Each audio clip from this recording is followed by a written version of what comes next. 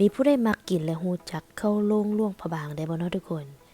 มื้อนี้มามองเอลิลินก็จิพาทุกคนมาเฮ็ดข้าวโล่งล่วงพะบางแซ่บๆแบบนี้กินไปพร้อมๆกันเนาะ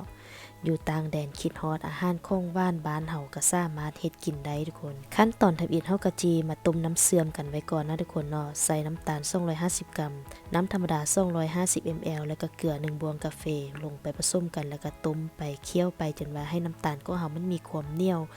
น้อยหนึ่งก็ได้แล้วเนาะทุกคนเนาะได้แล้วเรียบร้อยเราก็จะพักป่าไว้ให้เย็นตัวลงเลยแล้ววันนี้เราก็จะไปเตรียมต้มน้ำกะทิกันไว้ก่อนเนาะก็จะมีกะทิ300 ml ตามด้วยแป้งข้าวเจ้า1บวงกาแฟ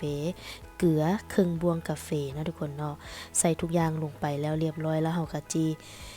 คนให้แป้งแตกละลายดีก่อนเนาะจึงค่อยยกขึ้นตั้งไฟเราก็จะใช้ไฟกลางในการต้มกะทิเนาะคนตลอดเลยเพื่อให้แป้งมันบ่ติดก้นหม้อแล้วก็จะปะให้กะทิของเฮามันมีความฝดเดือดขึ้นแบบนี้ก็ใส่ได้แล้วเนาะทุกคนเนาะได้แล้วเรียบร้อยเราก็จะปิดไฟพักปะไว้ให้กะทิของเฮามันเย็นตัวลงเลยเนาะได้แล้วเรียบร้อยแล้ววันนี้เราก็จะไปเตรียมผสมแป้งใส่แป้งข้าวเจ้า250กรัมกะทิ300 ml เกลือ1บวงกาแฟน้ำปูนใส่250 ml แล้วก็ตามด้วยน้ำธรรมดา 1,000 ml ลงไปผสมกันแล้วก็คนให้แป้งทุกอย่างแตกละลายดีก่อนแล้วก็จึงค่อยยกขึ้นไปตั้งไฟนะทุกคนเนาะเราก็จะใช้ไฟอ่อนในการกวนแป้งคนไปตลอดห้ามพักมือเนาะบ่ซั้นนี่แป้งมันจะติดก้นหม้อไหม้ก้นอยู่ทางก้นเนาะทุกคนเนาะคนตลอดคนไปจนว่าแป้งของเฮามันจะมีความสุกใสแล้วก็เปลี่ยนไม้พายเช็คเบิ่งความแล้วของแป้งคันถ้าว่าเฮามือปาดไม้พายแป้งบ่ไหลเข้าหากันก็แสดงว่าได้แล้วเนาะแล้วเราก็จะ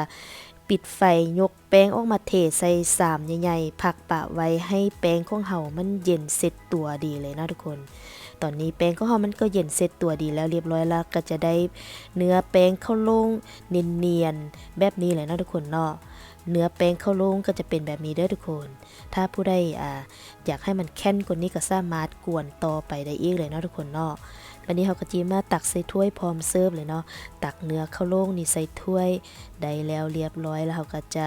ตักน้ำเสื่อมนี่ราดลงไปผู้ใดมักบ้านน้อยบ้านไล่บ่ใดก็สามารถเพิ่มกันได้ตามใจมักเลยทุกคนแล้วก็จะราดกะทิที่เราเคี่ยวไว้เมื่อกี้นี้ลงไปเลยเนาะแล้วก็จะโรยงาเพิ่มความสวยงามเนาะถ้าก็จะค่ายอยู่เมืองลุ่มพะบางก็จะบ่ใส่เด้อทุกคนเราก็จะได้ส้มหน้าตาข้าวโล่งหอมหวานมันกำลังดีแซ่บๆแบบนี้เสิร์ฟให้กับคนที่เฮาฮักกินเลยเนาะทุกคน